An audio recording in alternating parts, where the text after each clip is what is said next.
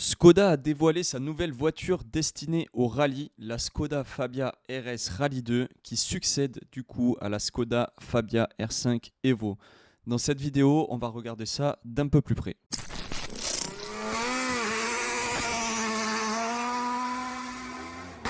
Bonjour à tous, c'est NFG, j'espère que vous allez bien. Aujourd'hui, on va donc parler de cette nouvelle voiture confectionnée par la marque tchèque en Rallye 2 qui devrait pouvoir courir ses premières courses en fin d'année si tout va bien. Logiquement courant du mois de septembre pour le Rallye de Grèce si tout va bien, car la fabrication des pièces risque d'être retardée. Mais voilà, du coup on va regarder ce qui se passe de plus près sur cette voiture. Donc on va commencer avec les caractéristiques mécaniques.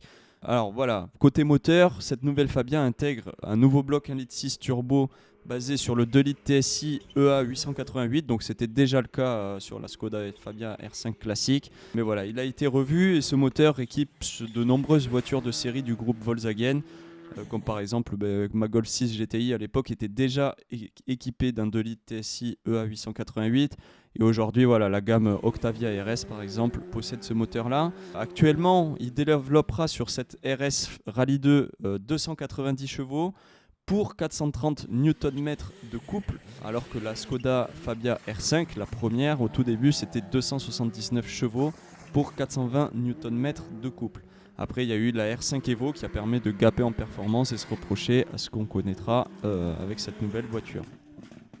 Enfin, le plus gros du travail, ça a surtout été réalisé au niveau des caractéristiques aérodynamiques, notamment sur son appui aérodynamique. Donc déjà, on va commencer avec la partie avant. La prise d'air pour le refroidissement des freins est un peu plus grande que sur la R5 Evo, et donc va améliorer le refroidissement des freins, bien évidemment. Et on constate aussi un travail pour guider les flux d'air sur la carrosserie, au-dessus et autour des roues, ayant pour but de réduire la traînée. La prise d'air, elle, sur le toit est plus haute et plus étroite, qui va permettre aussi de réduire un petit peu la traînée. Sur les côtés, on remarque que les ailes des roues sont différentes pour mieux canaliser l'air vers l'arrière de la voiture. Et pour l'arrière, on remarquera justement simplement que l'échappement a été changé de place. Il n'est plus centré, il est maintenant un petit peu sur le côté. Et on voit qu'il n'y a toujours pas de diffuseur à l'arrière de la voiture. Enfin, le gros du travail, ça a été surtout fait sur l'aileron, plus similaire à la Polo GTI R5 ou bien même à la nouvelle Hyundai i20 Rally 2. Ce nouvel aileron permettrait de doubler l'appui aérodynamique par 2 en comparaison avec la R5 Evo. Donc voilà, quand même pas mal d'améliorations, à voir ce que ça donne sur les rallyes, sur les prochains rallyes. Donc ça devrait arriver courant d'année comme je le disais au début de la vidéo.